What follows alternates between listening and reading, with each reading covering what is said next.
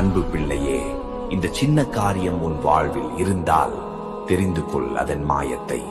சின்ன எதிர்பார்ப்பு தான் லோத்தின் குடும்பம் சிதைய காரணம். சின்ன எரிச்சல் தான் காயினின் சாபத்திற்கு காரணம். சின்ன தடுமாற்றம் தான் இஸ்மவேல் பிறப்பின் காரணம். சின்ன சகிப்புத்தன்மையற்ற காரியம்தான் ஏசாவின் ஆசீர்வாத இழப்பிற்கு காரணம். சின்ன கோபம்தான் மோசே இழக்க காரணம். சின்ன ஆசைதான் சிம்சோன் அழிவை காண காரணம். அதே சின்ன பயம்தான் சவுல் தேவ கோபம் சுமக்க காரணம்.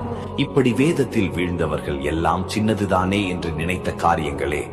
ஆதலால் சிறிய காரியம் என நினைத்து சீரழிந்து போவதை விட சின்ன காரியம் என்றாலும் அதனை என் சிலுவையில் அறைந்து உலகத்தை மறந்து உன் உள்ளத்தை என்னிடம் திறந்து என் பின்னே வா அன்பே, நான் உன்னை பார்த்துக் கொள்கிறேன்.